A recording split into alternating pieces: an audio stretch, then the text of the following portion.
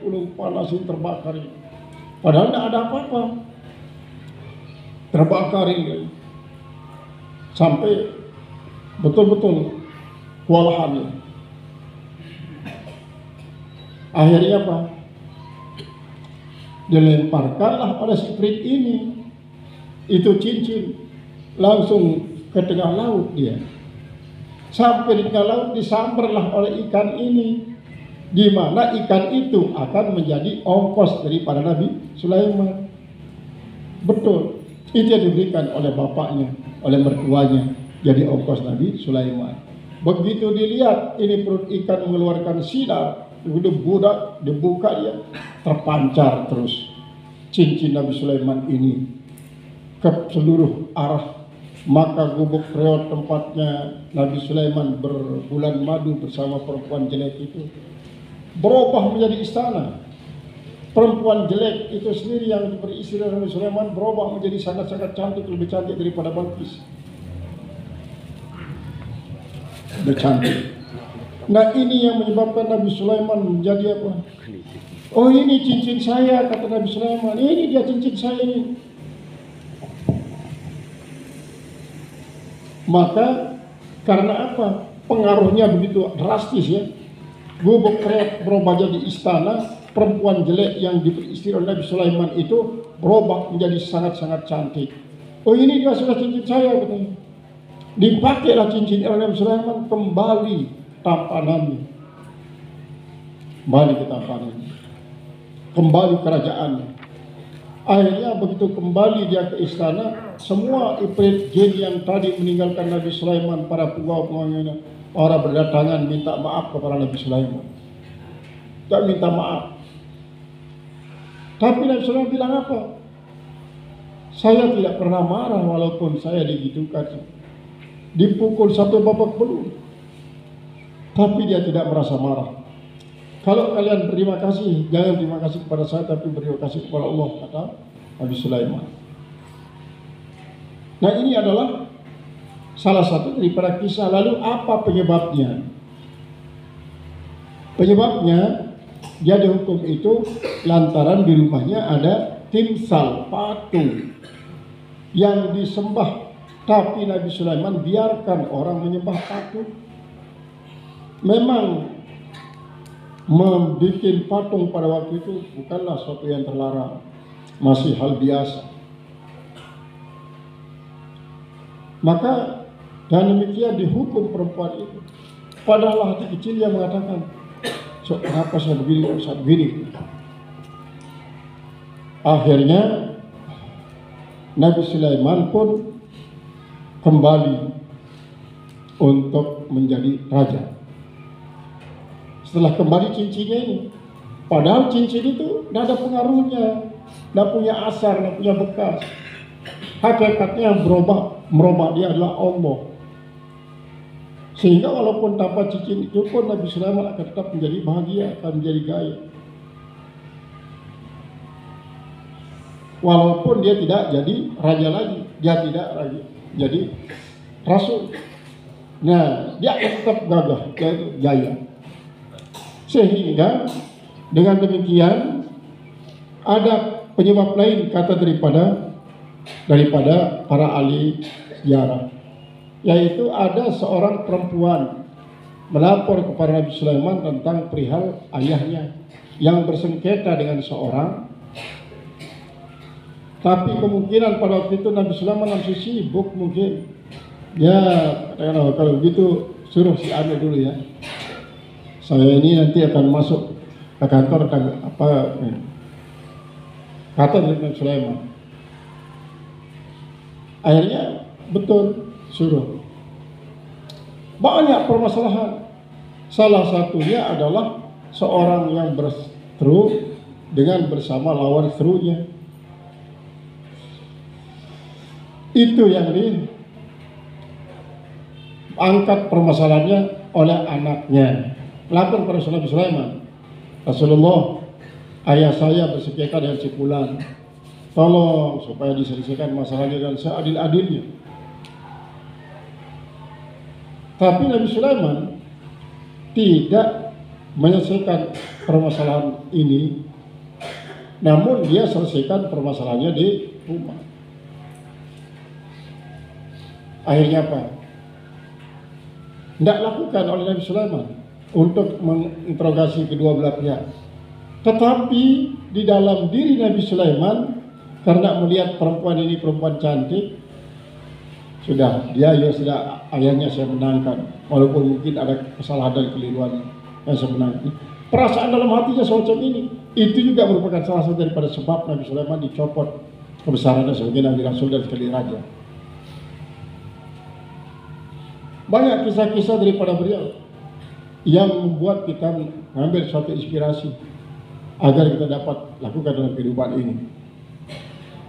Sehingga kisah-kisah yang ditampilkan oleh Dr. Sabit kepada kita lewat kitab ini adalah merupakan suatu pelajaran-pelajaran yang sangat berharga, yang tentunya untuk menjauhkan diri daripada perbuatan yang mendatangkan dosa dan menghindar daripada semua kejahatan-kejahatan yang dilakukan oleh orang di sana. Qala al-musannif, Al-Quran pun menyajikan tafsir-tafsir al-qiraat Israiliyat katanya. Itu berlaku di Nabi Sulaiman. Jadi perempuan ini justru tidak diperhatikan orang tuanya, namun dalam hati kecil Nabi Sulaiman, dia ingin menyelesaikan dan memenangkan bapak daripada perempuan ini kan lebar. Bahwa apa? Ini tentang kisah dari Nabi Sulaiman itu, termasuk kisah daripada Thalathatul Madinah takhallafu fil Madinah. Nah, ini menunjukkan bahwa apa?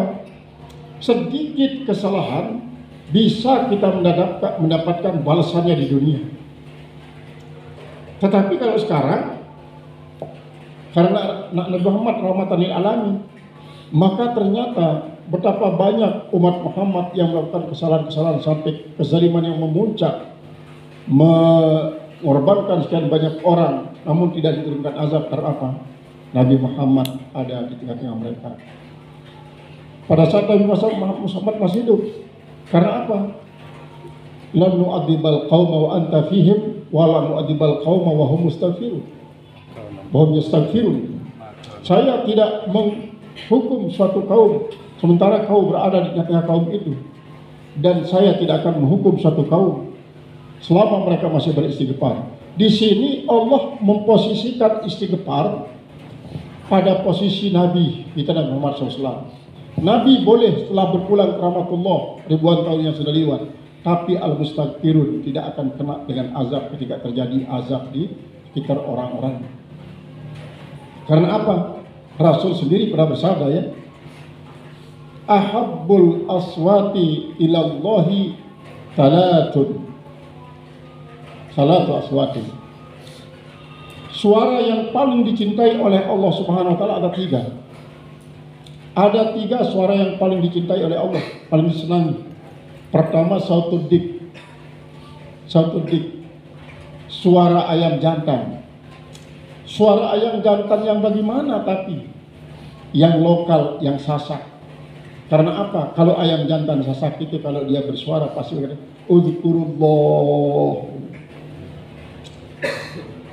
Uzkurullah, suara daripada ayam jantan yang berkokok di tengah malam buta semenjelang sahur, dia berkokok, ini paling disenangi oleh Allah. Kemudian yang kedua adalah sautul mustaghfirin, suara orang-orang yang meminta ampun fil ashar, pada waktu sahur. Makanya kalau orang berduduk, bangun, tapi jangan langsung makan, ambil air dulu. Salat walaupun hanya 2 rakaat, istighfar banyak-banyak sebelum makan sahur.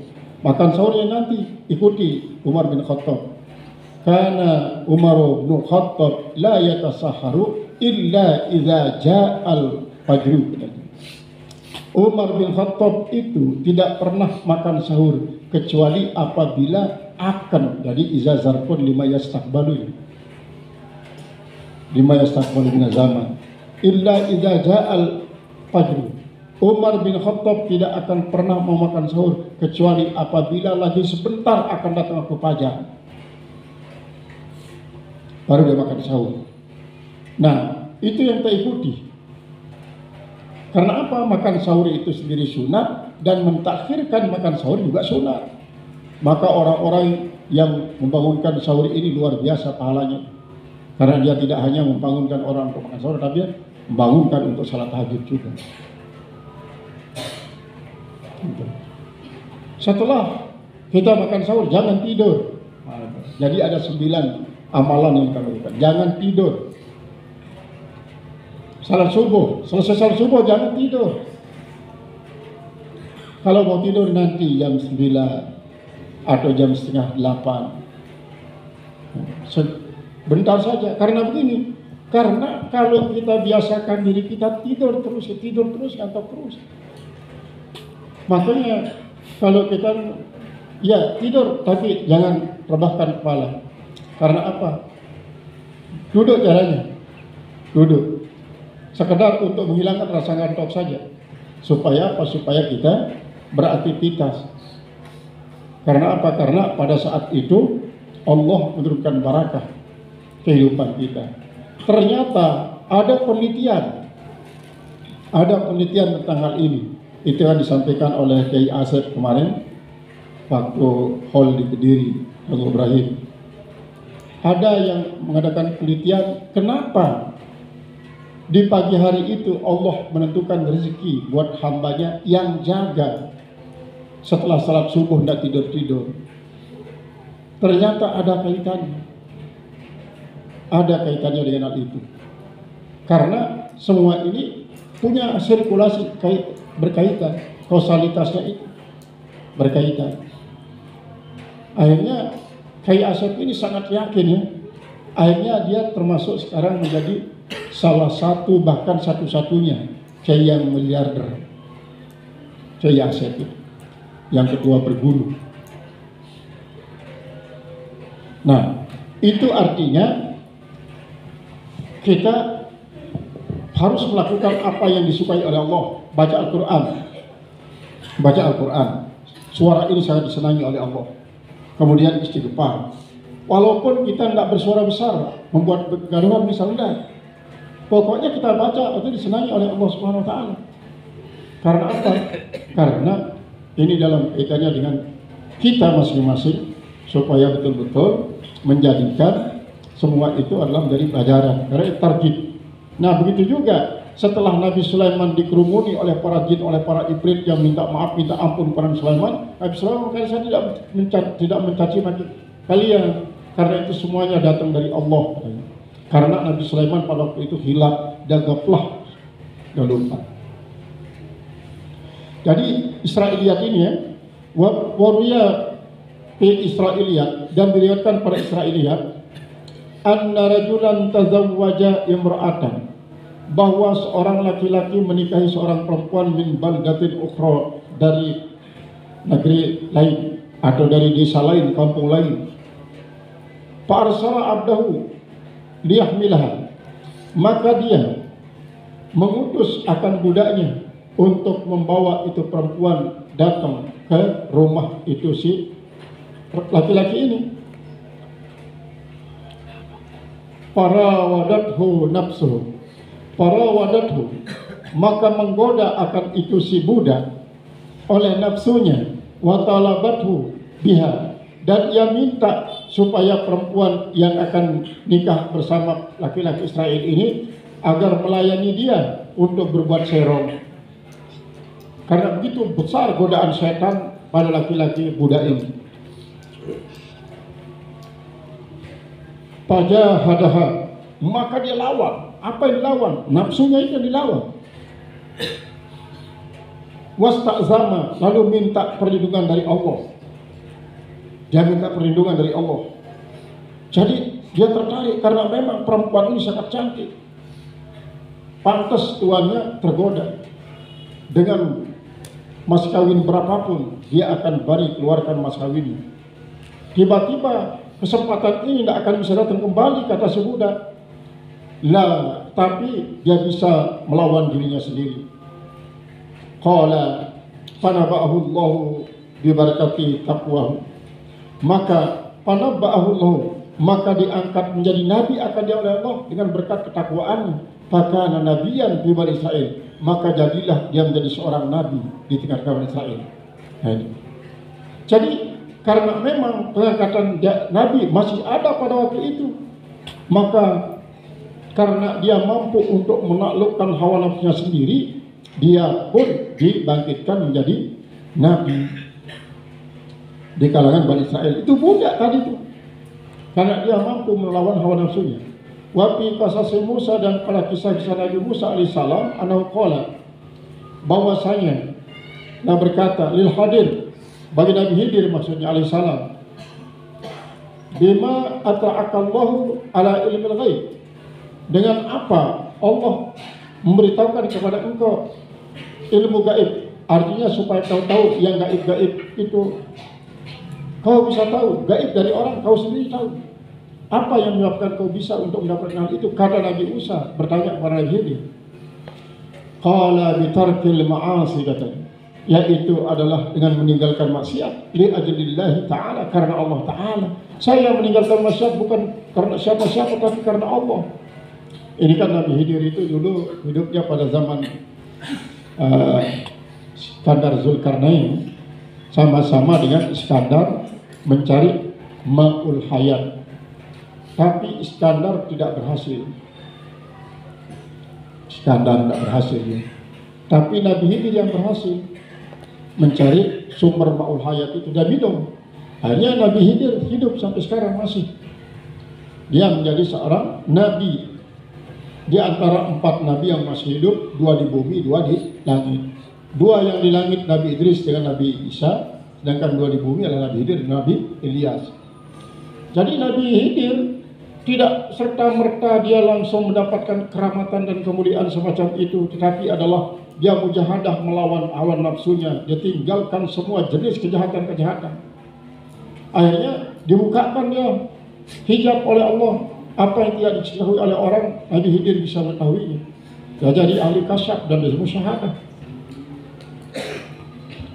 Waruya, dan diriwayatkan annar riha, bahwasanya angin kanat tasiru bi Sulaiman alaihissalam, dia berjalan, itu angin artinya membawa Nabi Sulaiman alaihissalam.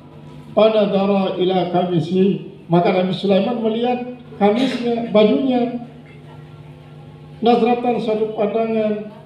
Wakana, jadi dan adalah kamisnya itu ya baru. Faka'annahu a'jabahu, maka seolah-olah dia membuat dirinya menjadi ujub. Qala fawada'at hurrih, maka mencopot akan itu komis oleh itu angin. Faqala lima fa'alta hadha, lalu dia mengatakan kepada angin itu, kenapa hai angin kau lakukan hal ini? Walam amruka, saya tidak menyuruh kamu. Lalu angin itu menjawab, innama nuti'uka idza ata'ta Allah, hanya saya taat kepada engkau ketika kau taat kepada Allah. Kata angin itu. Coba bayangkan, hanya sedikit saja rasa ujubnya Nabi Sulaiman gara-gara pada waktu itu dia beli baju baru. Ini ingat lebaran ini, ibu-ibu tak boleh pakai yang bagus-bagus kalau lebaran. Tak boleh cantik-cantik ya ibu-ibu. Tak boleh pakai parfum. Kalau bapak-bapak ya boleh pakai yang paling bagus, pakai parfum yang paling harum. Kalau ibu-ibu pakai pakaian biasa saja, katanya. Itu sunat dipakai pakaian biasa, yang penting bersih. Pakai pakaian kerja sudah, yang penting bersih. Tidak usah pakai parfum, tidak perlu bagus. Nah, untuk menghindari fitnah, karena laki-laki suka terfitnah, kecuali kalau yang terfitnah itu suaminya. Maka ibu-ibu boleh pakai pakaian perhiasan di dalam rumah untuk suami, jangan untuk lain-lain. Jangan untuk yang lain. Berpahala ibu-ibu. Kalau untuk lain-lain ya berdosa. Jadi Nabi Sulaiman dia kagum terhadap baju yang baru itu. Padahal sebelumnya kemanapun dia suruh itu angin untuk pergi mengantar dia, sekedar ayo duduk di spray, langsung diantarkan dia oleh angin itu. Tapi kali ini tidak. Begitu angin datang, angin itu justru mencopot kamisnya sampai tak tersisa, diterbangkan oleh angin. Lalu dia marah kepada angin itu, kenapa kau melakukan sesuatu yang tidak pernah saya perintahkan kepada kamu? Padahal kan saya tidak perintahkan kamu untuk mencopot ini baju, kenapa kau copotnya? Tuhan, saya ini diperintah oleh Allah untuk taat kepada Tuhan apabila Tuhan taat kepada Allah. Tapi di saat Tuhan tidak taat kepada Allah, saya pun diperintah untuk tidak taat kepada Tuhan. Itu kata angin tersebut. Nah, ini memberikan suatu pelajaran. Seorang nabi seperti itu dia, apalagi kita yang bukan nabi, melakukan perbuatan-perbuatan terlarang, tidak akan dijauhi oleh Allah Subhanahu wa taala daripada segala kemuliaan-kemuliaan. Qala musannif rahimahullah, khawatir akan Nabi Yusuf dimakan serigala karena anak-anaknya pada lalai. Anak-anaknya pada lalai. Dia tidak khawatir terhadap apa yang ditakdirkan oleh Allah. Seandainya kalau mengatakan, kalau Nabi Yakub mengatakan, saya khawatir kalau nanti Allah mengendaki lain daripada apa yang kalian lakukan. Jadi di sini Nabi Yakub seolah-olah tidak disenangi oleh Allah untuk melibatkan makhluk pada kehidupannya. Itu. Memang banyak riwayat tentang itu, tapi kalau riwayat ini Imam Ghazali mengatakan bahwa lantaran Nabi Yakub menggantungkan akan keselamatan Nabi Yusuf pada kewaspadaan daripada anak-anaknya. Ketika anak-anaknya kehilangan kewaspadaan, maka datang serigala, tidak akan bisa untuk diselamatkan Yusuf. Berarti di sini keselamatan Yusuf menurut Nabi Yakub adalah bergantung kepada ketidakwaspadaan dan kewaspadaan daripada anak-anaknya. Nah, itu kata Allah yang memberitahukan dia. Kemudian lima khifta alaihi ad-di'ba walam turjini. Mengapa kau takut atas Yusuf itu akan serigala sementara kau tidak mengharapkan aku? Walima nadarta ila gaflati ikhwati. Mengapa kau itu memandang kepada lalainya saudara-saudara Yusuf? Walam tanzur ila hibzi lahu. Kau tidak pernah ingat kepada pemeliharaanku terhadapnya. Jadi seandainya Yakub kau mengatakan, saya lepaskan sudah adikmu, kau ajak dia kemanapun, nanti Allah yang akan memeliharanya. Mungkin tidak akan terjadi bahwa Nabi Yusuf akan dilemparkan ke sumur tua itu oleh kakak-kakaknya. Karena apa? Karena dia akan memasrahkan Yusuf kepada Allah Ta'ala. Dia pasrahkan Yusuf kepada Allah Ta'ala. Nanti Allah yang mengaturnya. Seharusnya begitu dikatakan oleh Nabi Yakub. Sehingga dengan demikian, kalau di atas pemeliharaan Allah, maka tidak akan pernah terjadi apa-apa.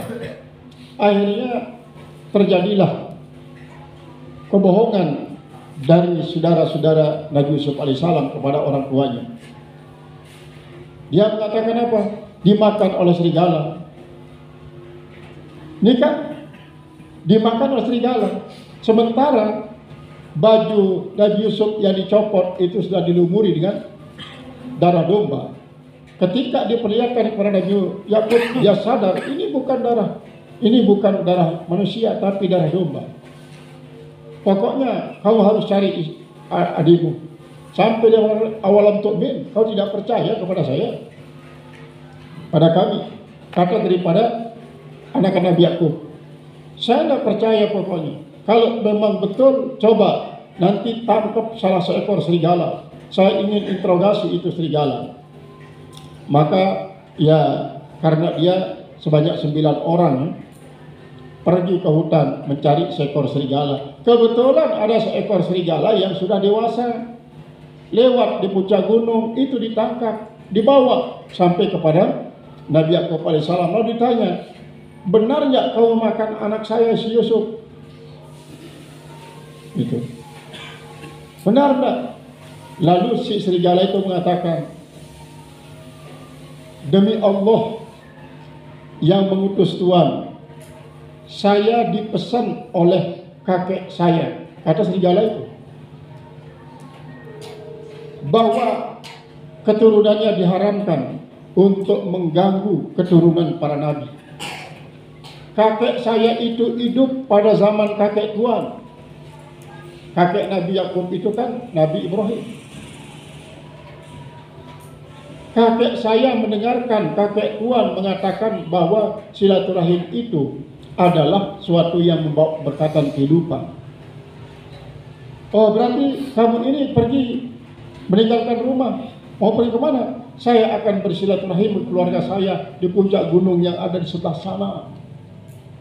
Kata daripada serigala itu para Nabi Yakub alaihissalam, didengarkan oleh anak-anaknya.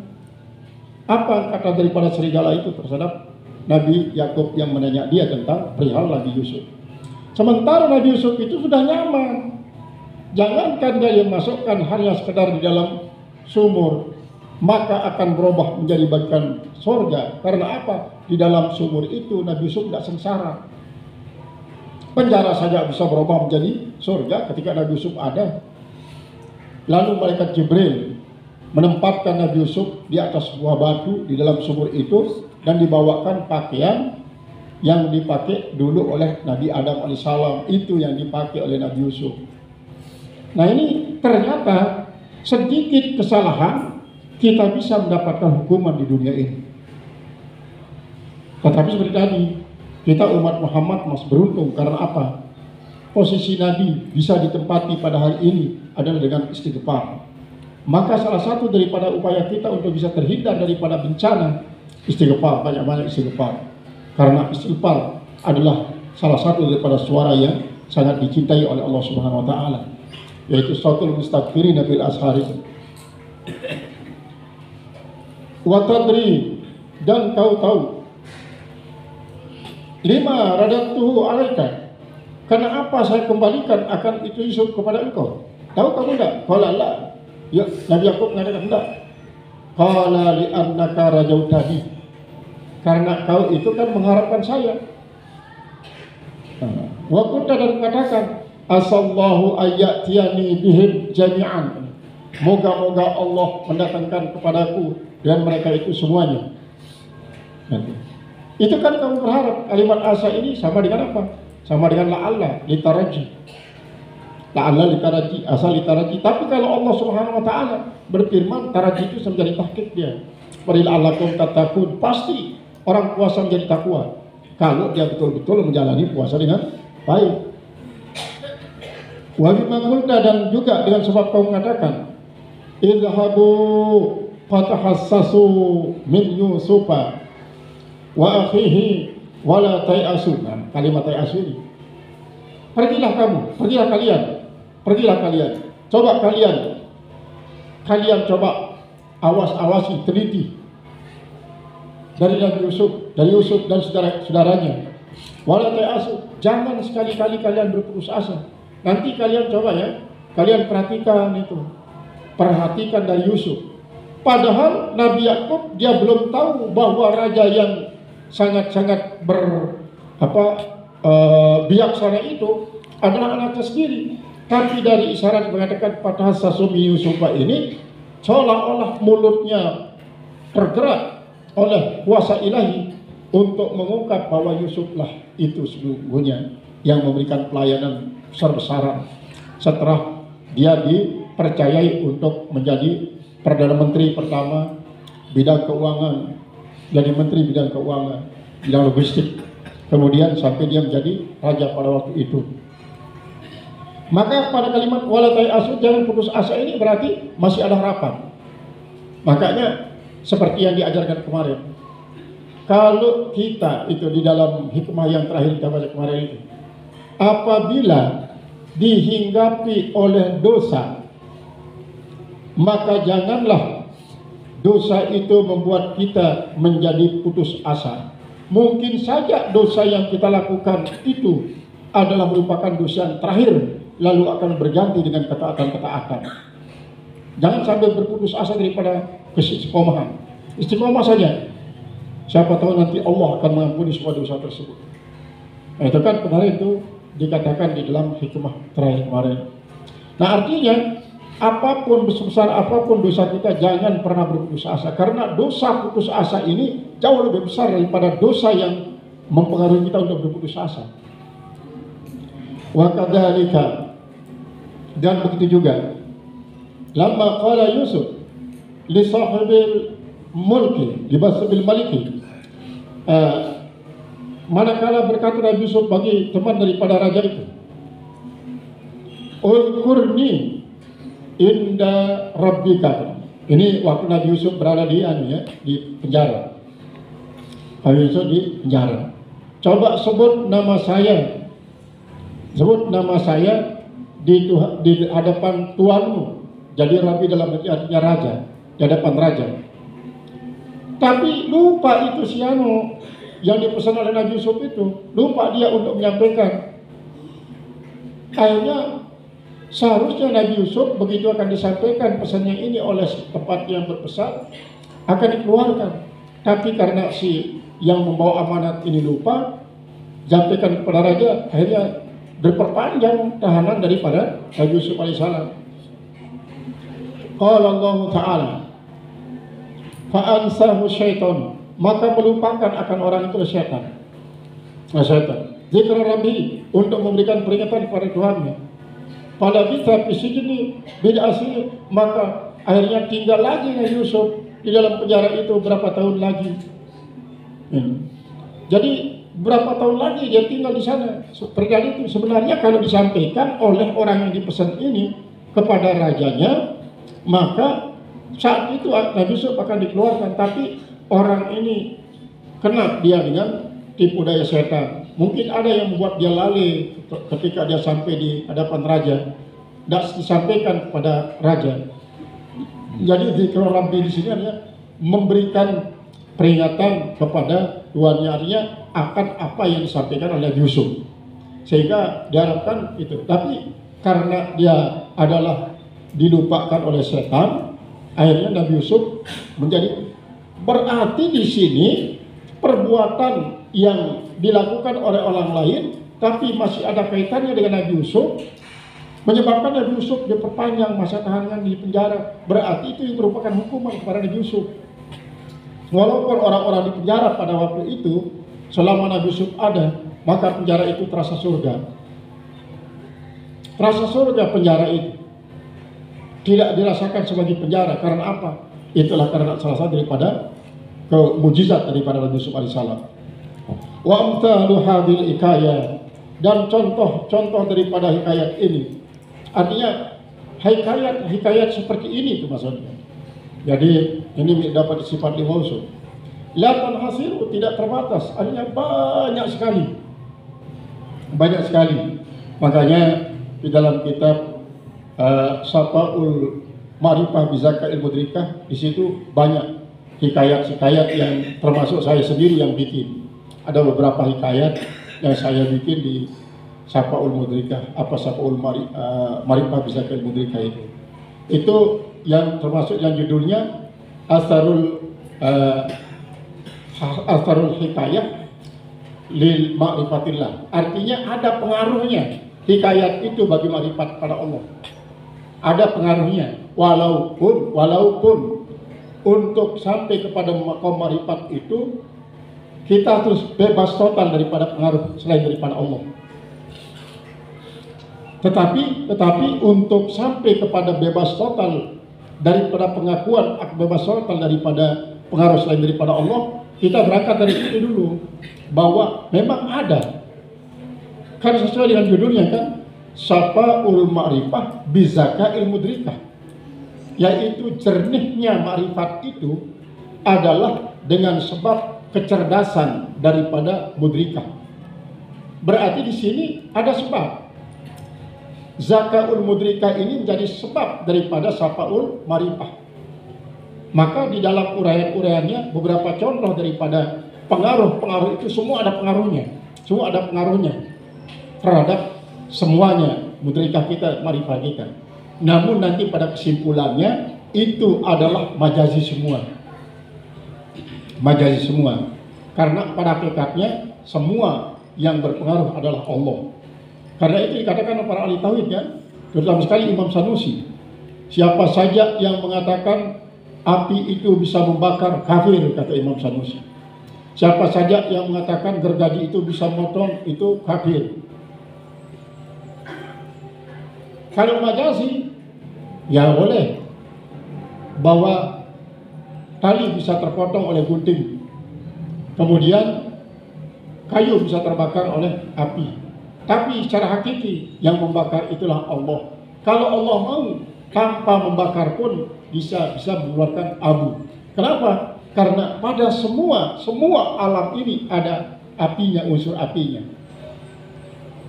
Makanya seorang filosof yang namanya Anaximandros itu ya, mengatakan bahwa segala sesuatu berasal dari abu, berasal daripada abu. Coba saja manusia dibakar. Dibakar itu sebenarnya bukan api yang membakar, tapi api yang ada pada tubuh kita ini yang keluar, dipancing oleh sedikit api. Kalau sudah keluar semua api yang ada di tubuh kita itu, akan tinggallah abu kan? Abu. Itu ada seorang filosof Yunani mengatakan seperti itu.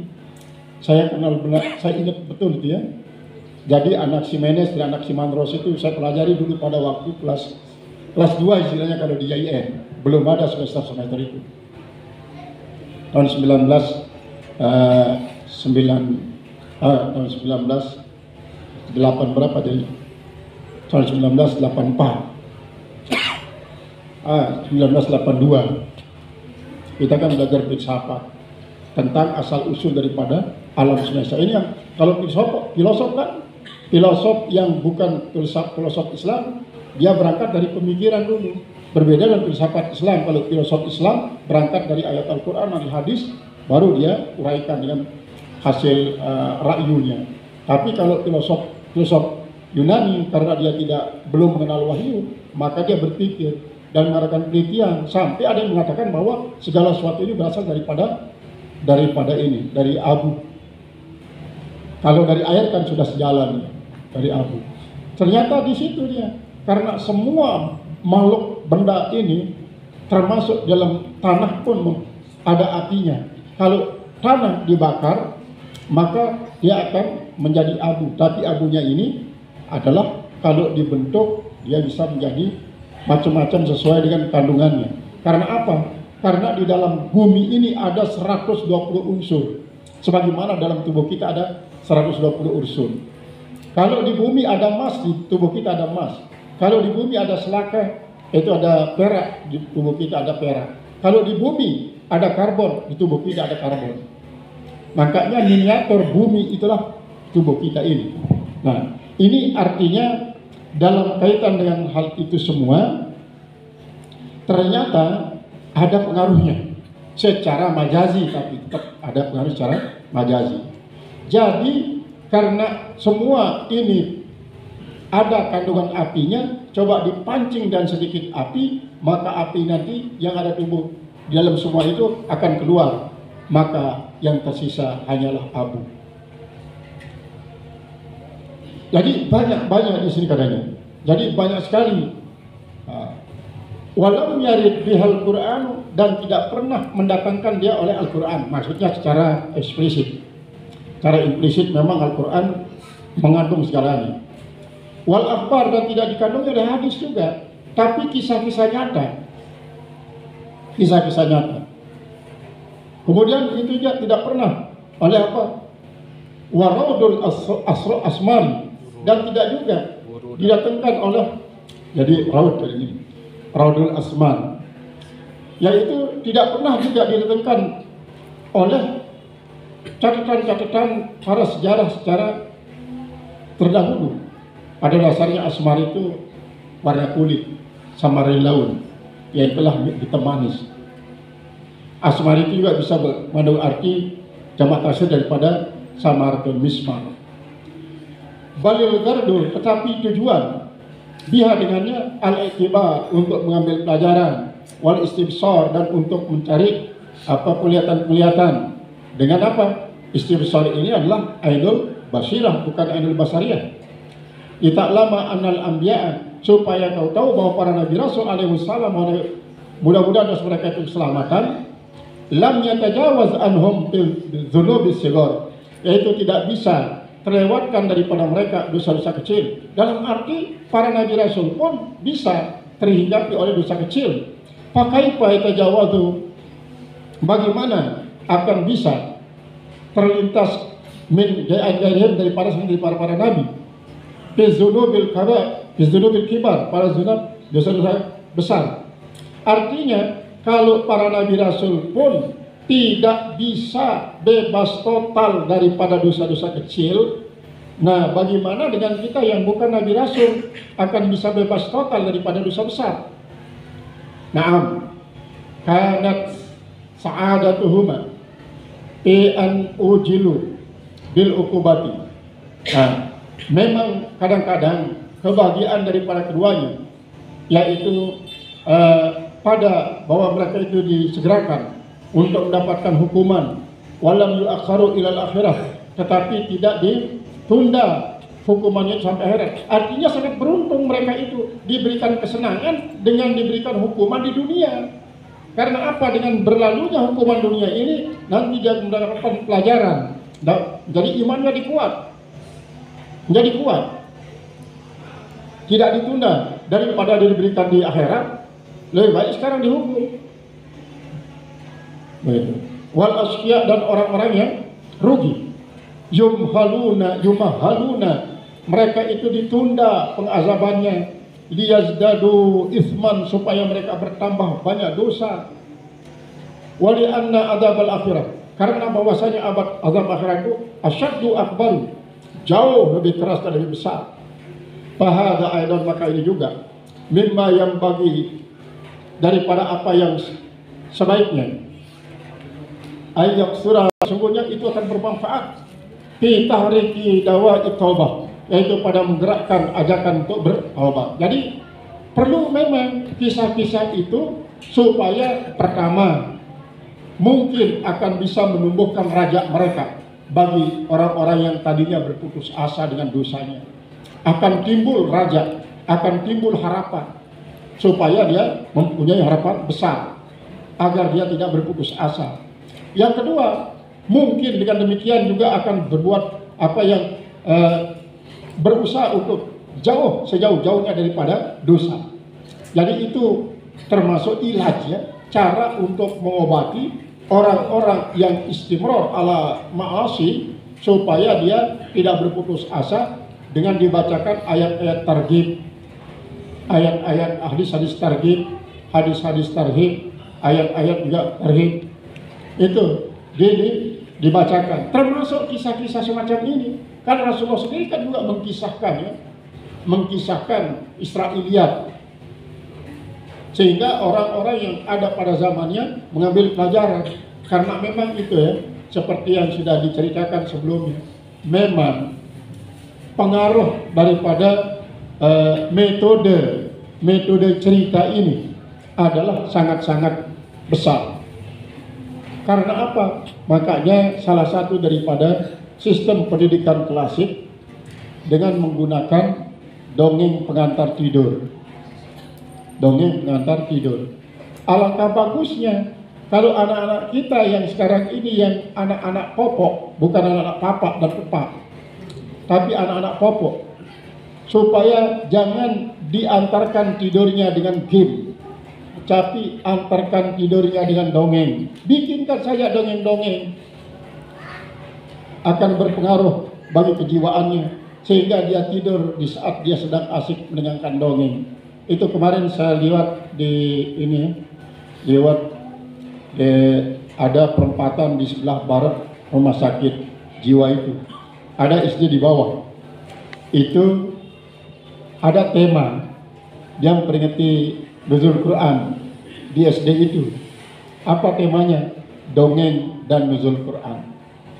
Karena ada memang siapa namanya teman itu yang suka mendongeng, dan memang hebat dia mendongeng itu, bisa membuat bahkan orang dewasa pun bisa terpengaruh.